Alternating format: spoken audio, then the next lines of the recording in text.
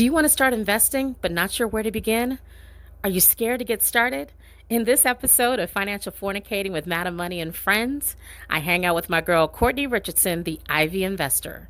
She's going to share some strategies on how to get started and some cool apps to use.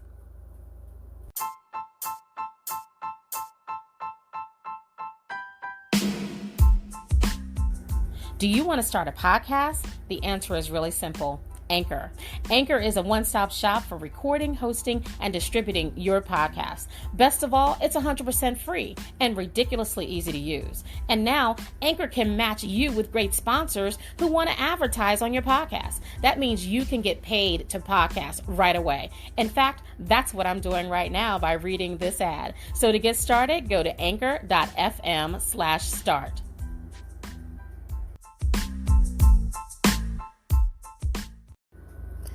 Welcome to season 2 of Financial Fornicating with Madam Money and Friends. I'm so excited to bring this episode to you. I did this episode a while back and got so much great feedback about it. I thought I'd make it the first episode for season 2 because everyone is really interested in learning how to invest, but a lot of people are really afraid to start or not sure how to begin. And she gives some awesome information. So I interviewed Courtney Richardson, the Ivy Investor, and wanted to share with you what she taught in this online course. You get it for free, so you're welcome. So check it out. Hope you enjoy it. Take lots of notes.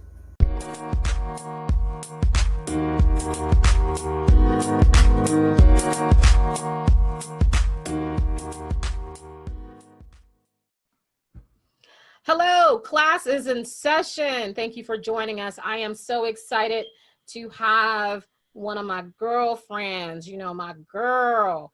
We're on social media together all the time. You may know her as the Ivy Investor, but Miss Courtney is in the building today, and I'm so excited to have her because of her expertise. We're focusing on and talking about investing in the market, investing for the future, and so forth. And a lot of people want to start investing, but sometimes they're scared of investing. And so we want to dispel some of the myths, try to get people over the fear and get them to start investing one baby step at a time. Because once you take the first baby step, then you're going to walk, you'll crawl, you'll walk, you'll run, and you'll wonder why you hadn't done it years ago. But Ms. Courtney, thank you so much for joining us for this session today. I really appreciate you. Thank you for having me. Absolutely. Absolutely. So tell us a little bit about you, because I need people to understand that you're not just someone that decided to learn about investing. You kind of got the licenses and everything. So share a little bit about you and your expertise. So I have been in the financial services industry since 2003. I feel like it doesn't feel like that long. So I graduated from the University of Pittsburgh and I had a philosophy degree. And I'm not sure what you do with a philosophy degree, and neither is most people. So I was supposed to go to law school, and I decided that I wasn't really ready to go to law school. I was still very young, and I just was not ready. So my parents were like, "That's great. You need a job."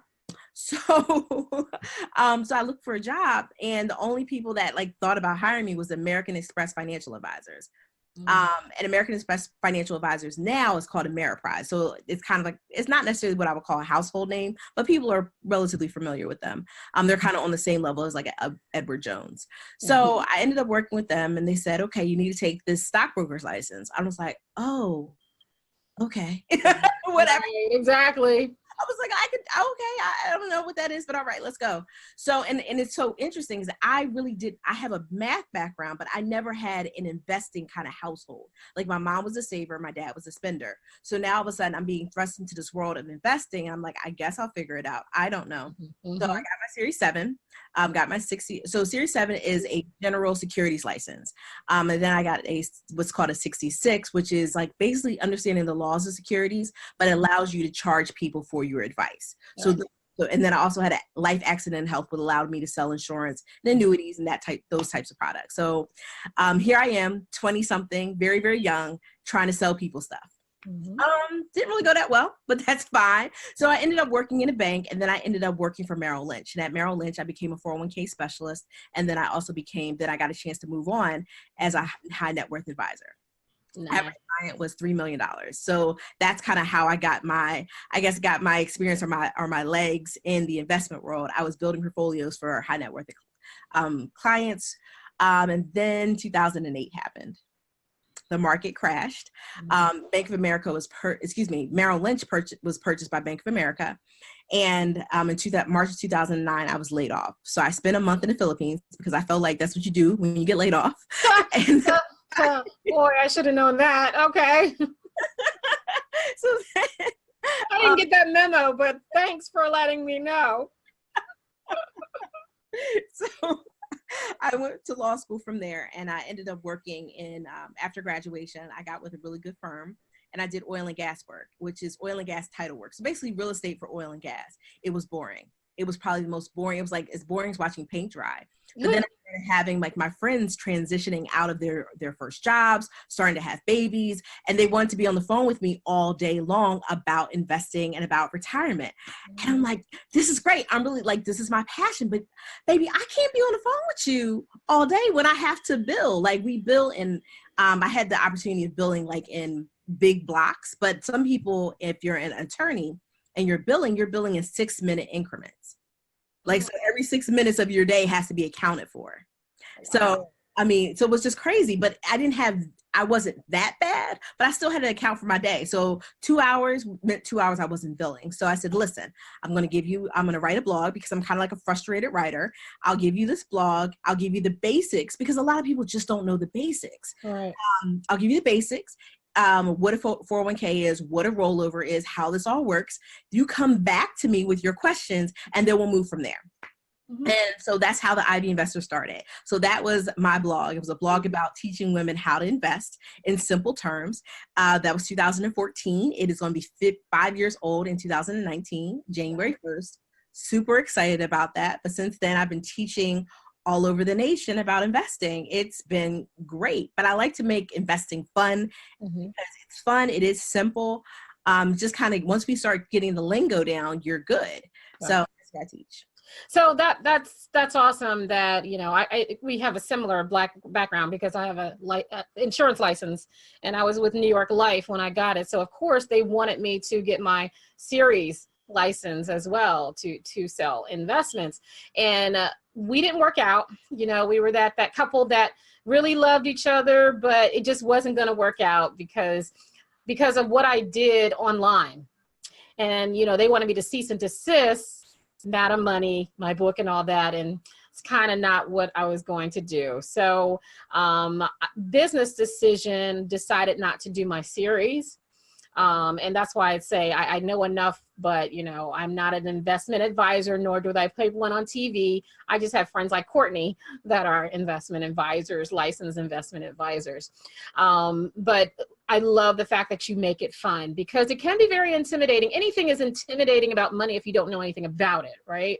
So if you don't know about a budget, it can be intimidating. If you don't know about investing in yourself, it can be intimidating. Investing in real estate, investing in the stock market. So if you don't really know about it, it's going to be very intimidating for people to just jump out there and step out there. So the reason for this class is to give you the basics about investing so that we can take the first steps towards being financially free in 2019, investing a portfolio, growing towards our future self and our future desires and dreams that we want. We have the longest vacation of our lives on the way called retirement. And think about it this way, retirement is not an age anymore.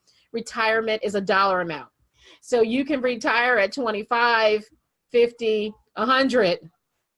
Depending on how much money you have. So the object of the game is to build up your portfolio as quickly as possible so you can retire as quickly as possible.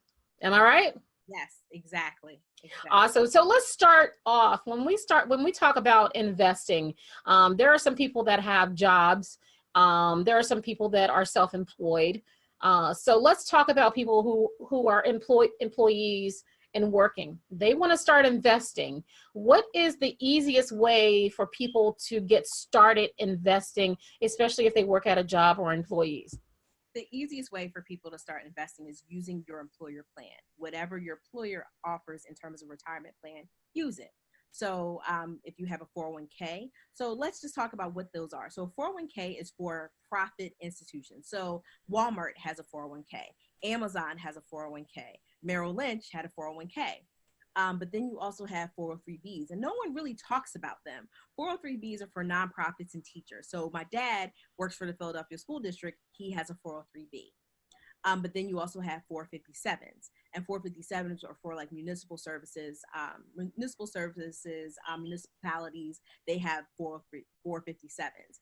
And so if you work for, let's say, the city of Philadelphia, you have a 457.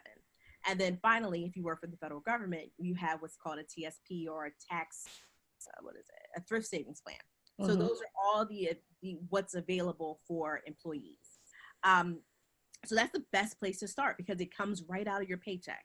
And the wonderful thing is that it's coming out of your paycheck and it's being taken from your taxable income. So say you make $100 and you contribute $20 to your one of your available retirement plans, then the government only taxes you on $80.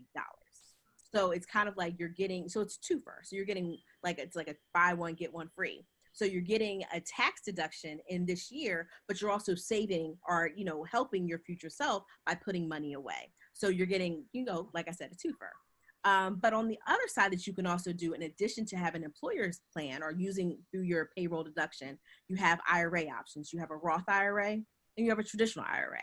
Right. So the traditional IRA works just like a deduction coming out of your paycheck. So same thing, $100, you put $20 into a traditional IRA, and basically the government looks as though you made $80 as opposed to the $100. So that's great. But then you have the Roth IRA. So the Roth IRA, you make $100, you put $20 away, the government's going to tax you on $100. But the great thing is that it's not going to be taxed when it comes out, as long as you meet certain requirements. You have to be 59 and a half, and the account has to be open for 5 years.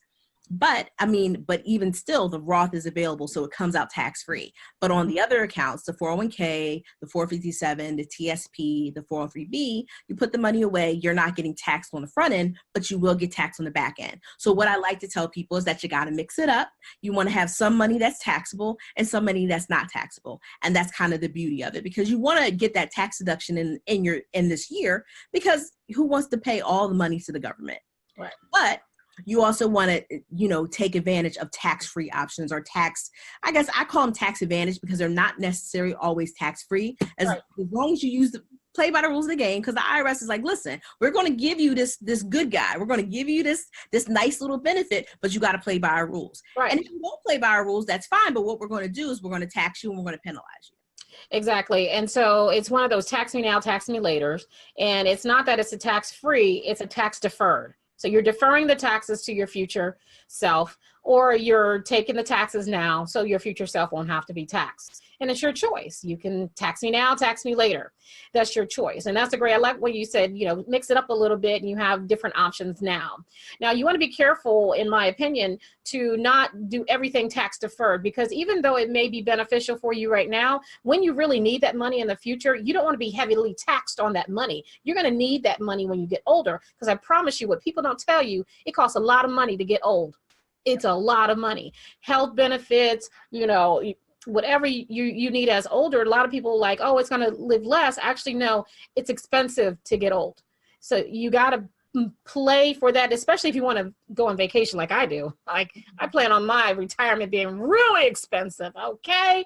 So you want to at least plan for that. So I love what you said about using what the employer offers you: 401k, 403b, 457, the thrift plans, and then also take advantage of the IRA options, your traditional, which is the tax deferred, and your Roth, which is the tax later. No, tax now. Roth is the tax now, right?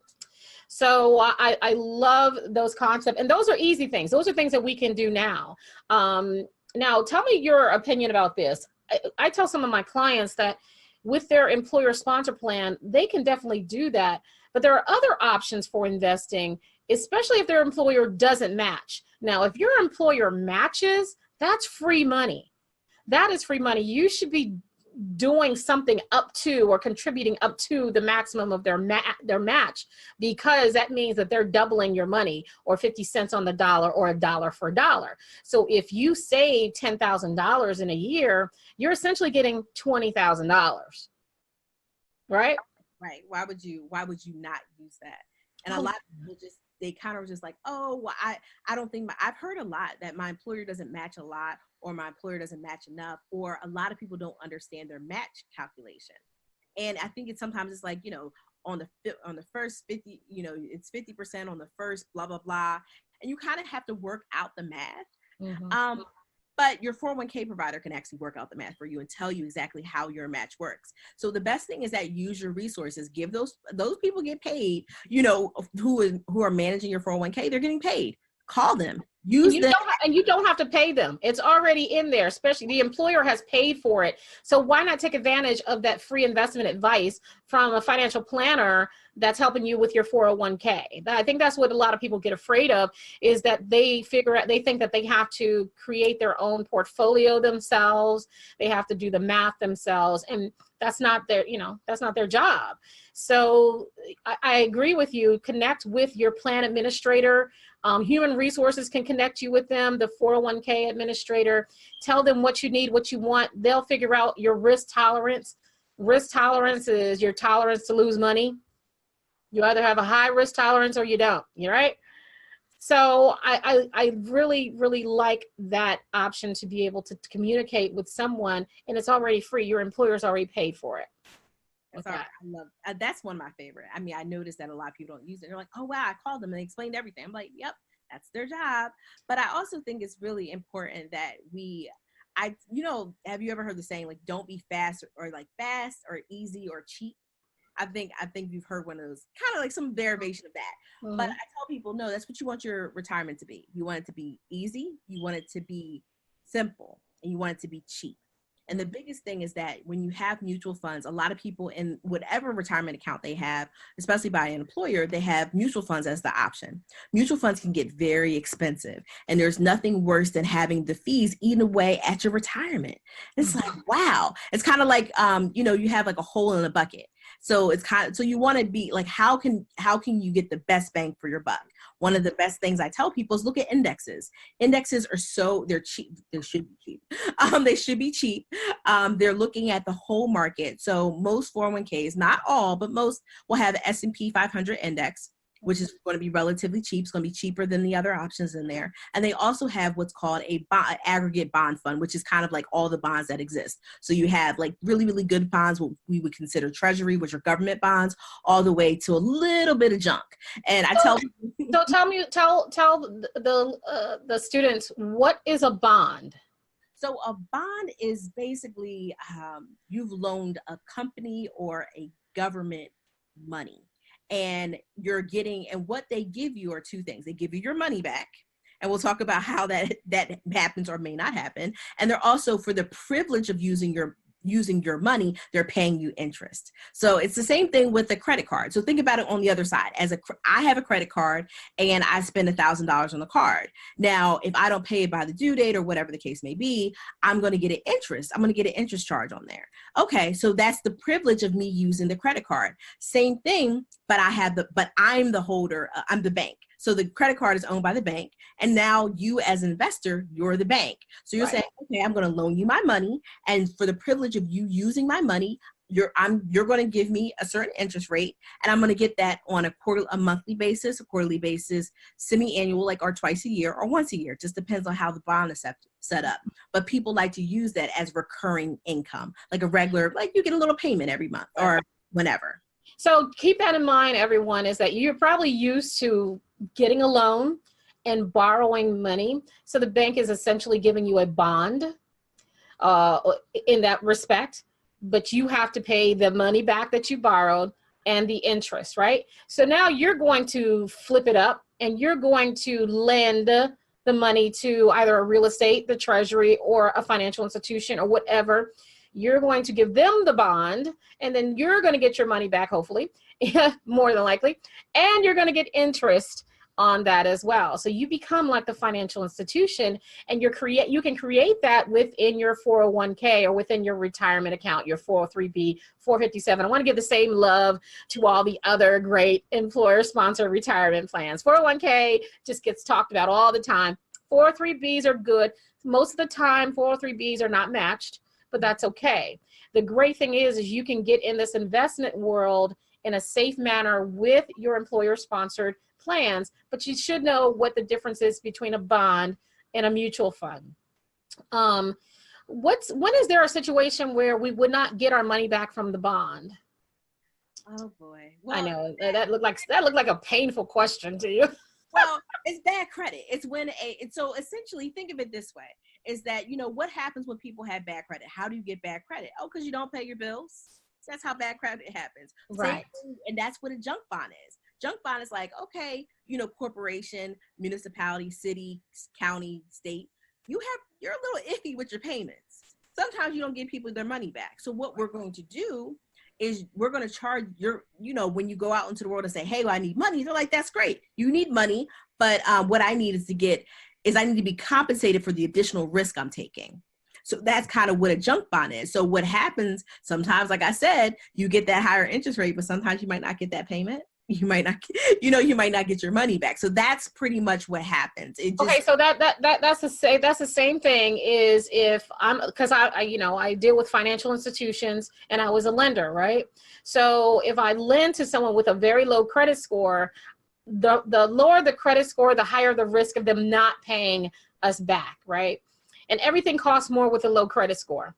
So that means they're going to get a higher interest rate because I kind of want my income now because I know you probably may not pay. You'll probably pay a couple, and God forbid that you're a first payment default, okay?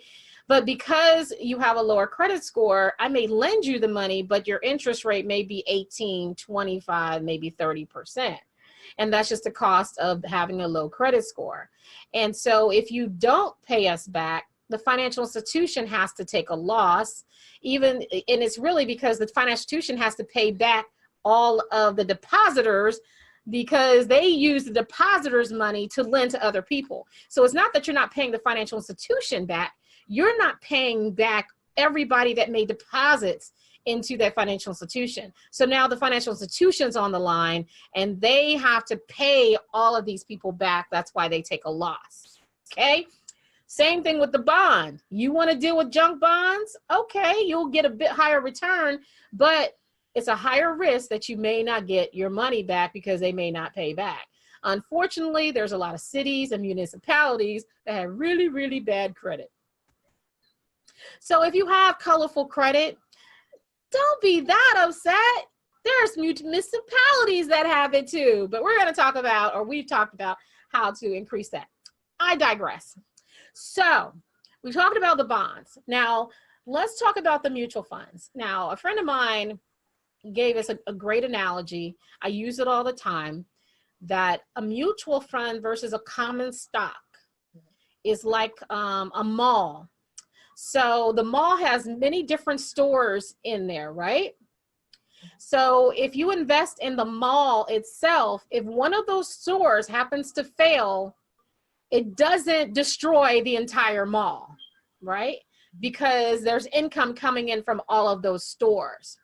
It may have a minor effect on it, but it's not going to have a major effect versus if you invested in that one store and then that one store closes and fails, you lost all your money in your investment because that one store closed.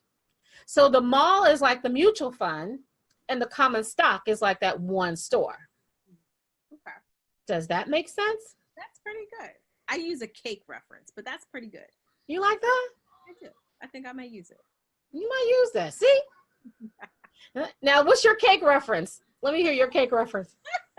So I tell people when you're doing a cake or making a cake, you put in all the ingredients. You put in the cake mix, you put the milk. I don't know. I don't make cakes. Don't judge me. I think eggs go in there, whatever. So you put all He obviously doesn't cook cakes. Okay.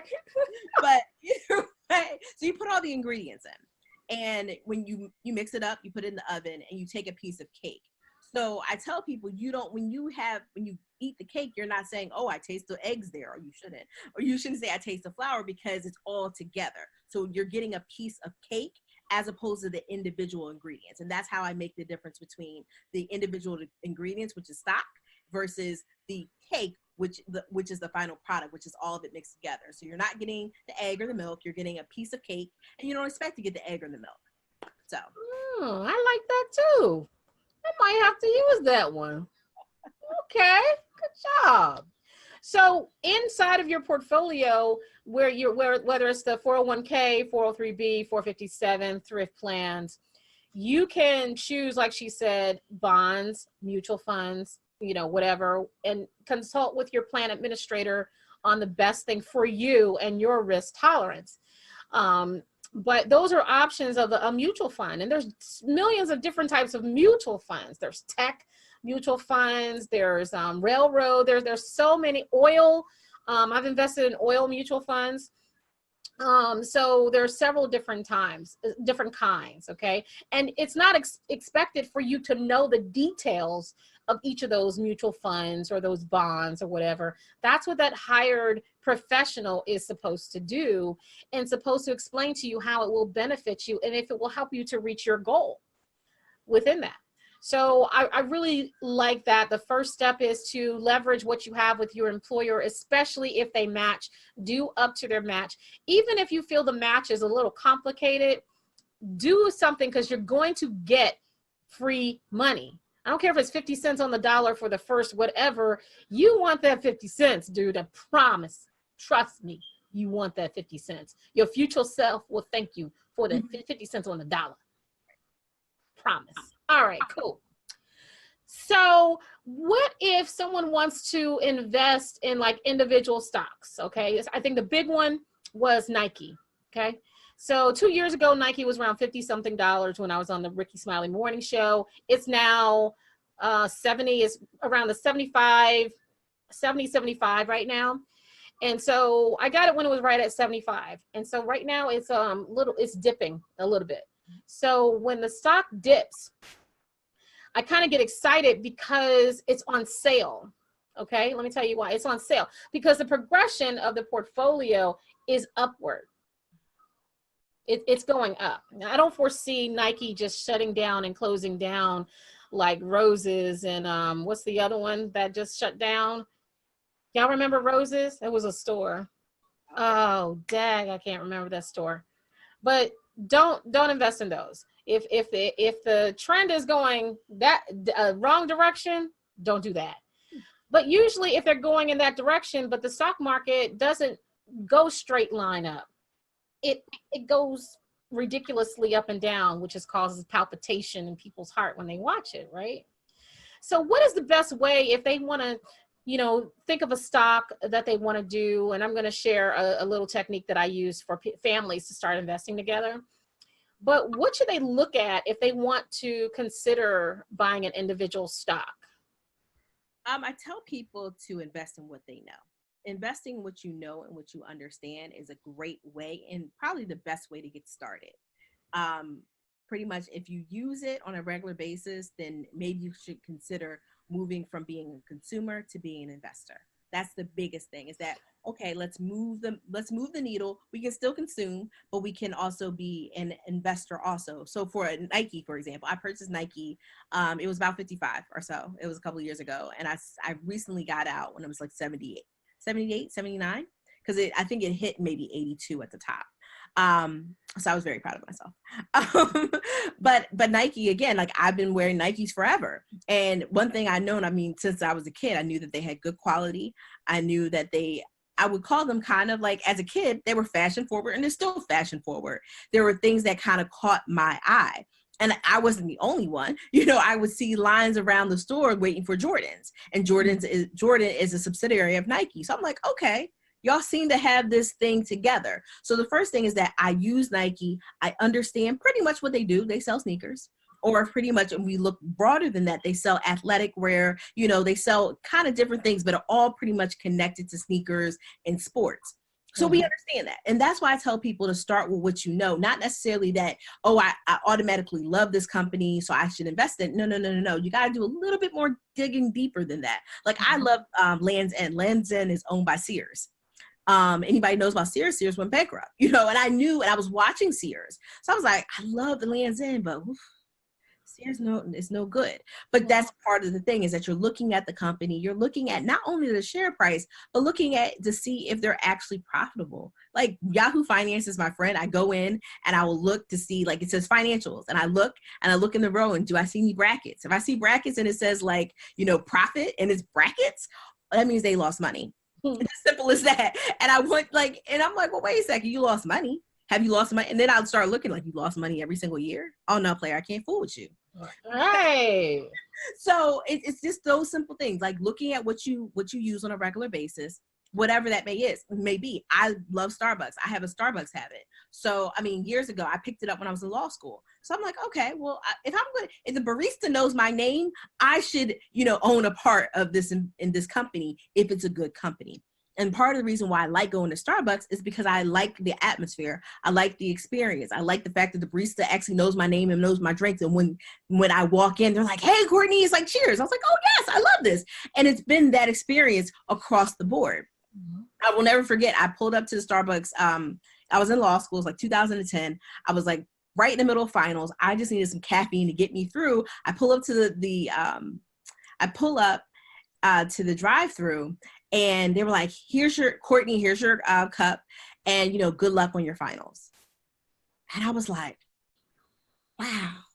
I was so impressed by that. Now, again, you can't just be impressed by the company and say, I'm going to just jump all in, but it's just understanding the company and understanding the company's mission, because again, you're becoming a part owner of that company. Exactly. You're going to be making decisions for this company on a really high level. They're going to say, hey, we're thinking about acquiring this company, or we're thinking about spinning off a company. You as a shareholder have a vote in that. So again, is that if you care about the company, you actually use their products and you love their products, and they have good financials, they're not losing money, you may want to consider investing in them. And there's really a lot of good ways to start. You can even invest sometimes in your retirement account. I don't like people starting out to invest in their retirement accounts in stock if they haven't done it outside. Right. They do have self-directed brokerage accounts where you can do it in your retirement plan. But again, I want you to kind of not start there, but it's an option when you do get really comfortable in the stock market. And I tell people, don't take tips. Every tip that I've ever taken, and I've actually taken a few tips over time, like, oh, you should really look at this company. And I'll look at the company, oh, the company looks interesting. Don't you know I lost money? Because I didn't do my research. Mm-hmm. So I tell people, like, you know, everybody kind of wants the next big thing. I get emails all the time. You want the next big Amazon. This is just as big as Amazon. It's like, for real. Yeah, I got them emails all week this week. Exactly. But again, it's about understanding the industry, understanding the company, and just going with what you know. I mean, if it's simple, like I tell people all the time, like, if my parents would have invested in Nintendo when I was a kid and I was asking for Super Mario Brothers, we would be sitting on a lot of money. Mm-hmm. So I follow the kids. I follow the kids all the time. What are you guys doing? Oh, what do you want? Okay, let's look into that. Right.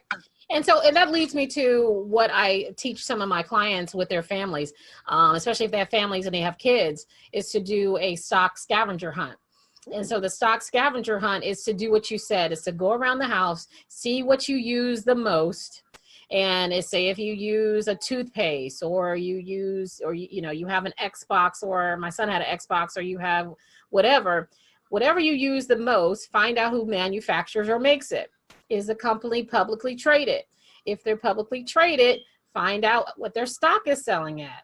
Not just find out there, go to Yahoo Finance and do some research. Look at, are they making a profit? Look at the trend of their profitability of doing that.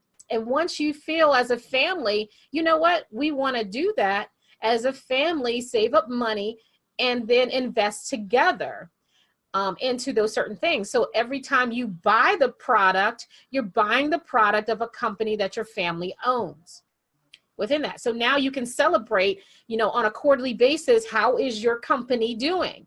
Now they are owners of a company. If you like sneakers, I don't have a problem with people that like to pay $200 for sneakers. I ain't got a problem with you. I got a problem with you that pays that much money every year and you don't own the company. I got a problem with that. Because if you can afford to buy $200 worth of sneakers a year or more, you can afford to buy a couple shares of the company in which you're going to spend all that money in. I agree. I actually did, when I did a teaching, I taught kids, we talked about the Jordan 18. So the last time Jordan played was 2003 for the Wizards. So that was the same year that Jordan 18s came out. So they were about like, I think they were either 150 or 200. But if you would have taken that same amount of money, you could have still gotten your Jordans, taken that same amount of money and invested in Nike. By last year, about this time last year, you probably would have had about $1,500 just off of that investment. Right. And so that's great. So just saying, okay, like you can be a consumer, but I want you to be an investor too. And you can, they can exist in the same space. Exactly. So be a consumer in a company of which you own and which you invested in. And that's a simple process. Let's talk about some of the apps to get people started. So maybe they're like, you know what, I'm not really sure. I don't have that much money to start investing. And it doesn't take a lot of money. It can be as low as $5 that you can start investing. It could be as low as 1% of your income. I recommend that you do, start at 1, move up to 2, move up to 4. You gradually move up to the top of the match. But you can start with any amount, right? So what are some of the apps that you like? So I really love Robinhood and I really love Stockpile. So I really like Robinhood because the trades are free. So they're free trades. They have what we call, we have regular purchasing of stocks, but you also have options. There's a lot of things that they have available for free. However, there's a couple of not hiccups or problems. They're hiccups, but not problems. Robinhood, you can't get a retirement account with them yet, nor can you get a custodial account with Robinhood. So if you opening your account for yourself and you're over the age of 18, then you're great. But if you want to open an account for someone who's under the age of 18, like a custodial account, that's not an option available for you. Or if you want to do a retirement account with Robinhood, also not an option. So there's a lot of there's some limitations on accounts, but there's also some limitations on companies that are available, that are traded, that you can get through Robinhood. I mean, they have a pretty wide selection, but there are some companies that are not available. My next favorite is Stockpile. Now, Stockpile doesn't have free trades. Their trades are, and then, I'm sorry, before I go on Stockpile, with Robinhood, you have to purchase one full share. You can't purchase any fractional shares. And a fractional share is a portion of a share. So we'll say, I think Amazon may be around $1,500 a share. So you're saying, listen, I have $750. I want to invest in Amazon. Or I want to start investing in Amazon. You would have to wait until you got the full amount to invest in Amazon, as opposed to with Stockpile, you can purchase fractional shares. But every fractional share that you're purchasing is going to be a 99-cent commission. So sometimes I tell people to be very careful about that, because you're like, oh, I can buy a fraction of Amazon and I can do this every, every pay or whatever. But be careful, because at some point you may end up paying, depending on how many trades you're making, $12 commission, when that may not be it. But I like Stockpile because you can buy fractional shares. It's really easy to use because you can put in a name of a company or a name of a product. And a lot of times it will pop up with the stock that actually owns it, or the stock that's a part of it. But also it has custodial accounts, and then it also has regular accounts. No retirement accounts as of yet, but what I mean by custodial accounts, so if you want to open an account for your child, you can open an account for your child with Stockpile. And I did that for my niece a couple of Christmases ago. That's awesome. And I also use Acorns. I do like Acorns. It does allow you to do fractional investing as well. Who else I use? I have a folder on my phone. I have a phone in my phone, right? And I have a financial apps folder. And that's where all of my investing, because I use Robinhood as well. That's how I buy my Nike. Let's see what else I have. I have my Starbucks app. I'm glad that you called it a habit. I have that too. I use Stash as well. Stash Invest. It allows you to do fractional. And I believe that Stash actually are they the ones that they have an IRA. I think they created a retirement plan where you can set up a retirement plan. Nice. Within that. So those are some apps that get you started, and you can start it as, low as $5 a week, $5 a pay period, or whatever, but at least get you going. You'll get used to seeing some of the information that's in there, and they give you the portfolio, they give you the balance, they give you the financials in the app. And so it's a great start for do that. So you don't need, thousands of dollars to start investing. You can invest as small as $5 to do that. And of course, within the session and below, if you're listening, you will be able to get access to those. I'll put on links there so you can do that. And if you use my promotional link, you'll get $5 just for starting. So why not, right? So cool. So we talked about if we are employees, and we don't want to spend too much more time with this, but this is great dialogue. We're employees, but what if we're entrepreneurs, right? What if we are entrepreneurs, but we also want to save for retirement, or to start investing towards our retirement, or just start investing, period.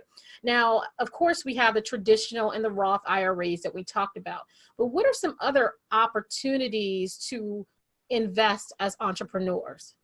As entrepreneurs, you have a lot of different options. So you have what's called a SEP IRA, and it stands for Simplified Employee Pension. The most that you can put into a SEP IRA is 25% of your, I believe, gross income, or $55,000, whichever one is lesser. Also, you have a simple IRA. In a simple IRA, the most I believe you can put in is somewhere around $12,500.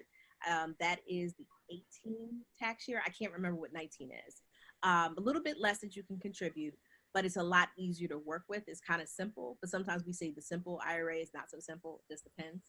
And then there's an I-401k, which is an individual 401k, which I like about the 401k. And same thing about the SEP is that your company has a contribution that they make, but then you as an employee can make a contribution. Let me clarify.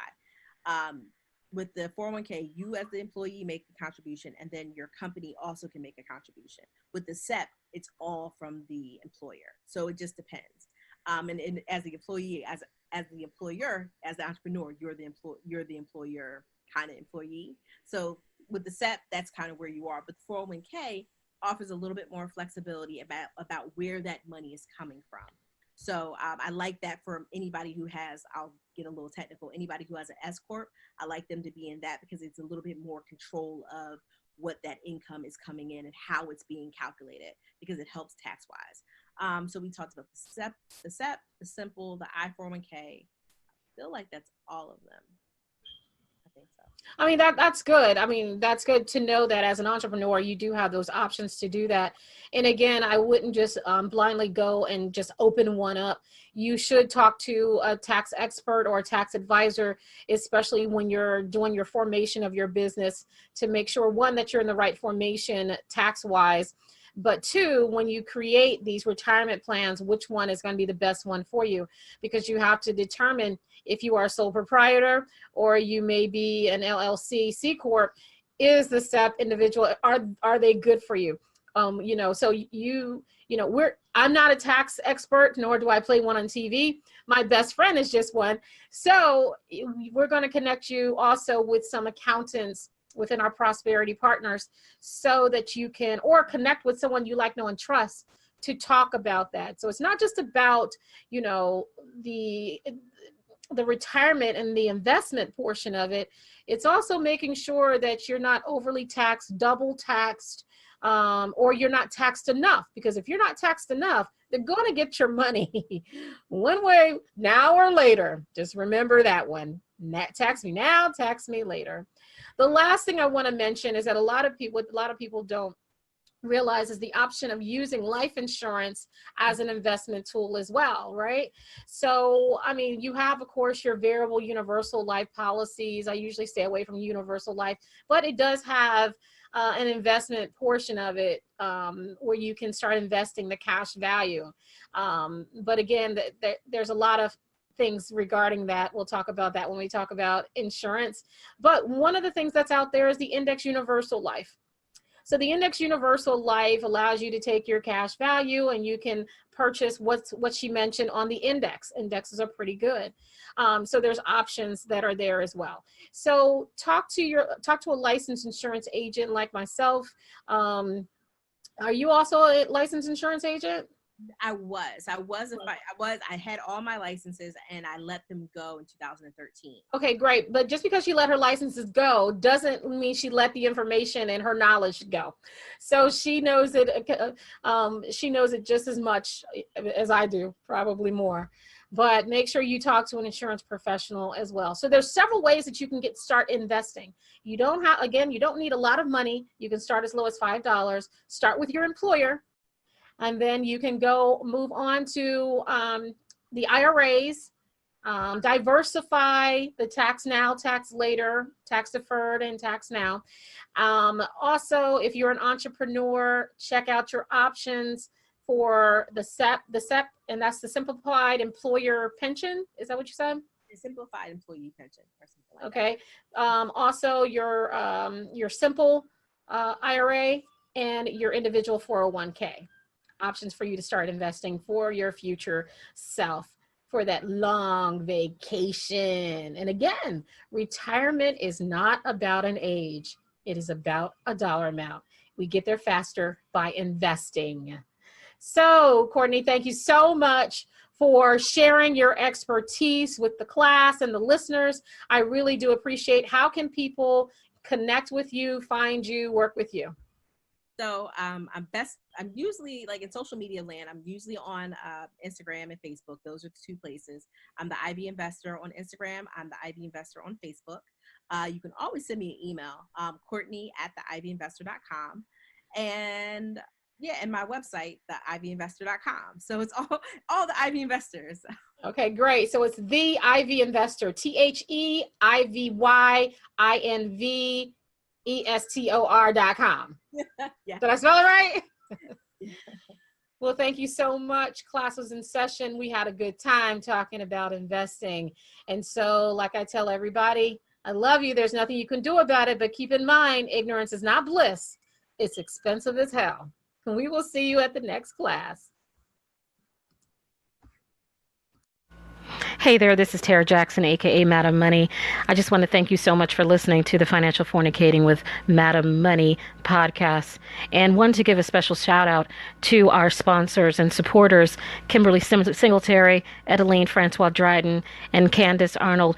Your contributions are helping us to continue to further the podcast for people who really need it. And if you'd like to be a sponsor, or if you'd like to be a supporter today, just click on the support this podcast, and you can make contributions as low as 80 cents, as low as $1 a month. You can do whatever you want, but any contribution to support this podcast is greatly appreciated, so we can continue to spread financial literacy across the world. Hey, I love you, and there's nothing you can do about it. Thank you for your support.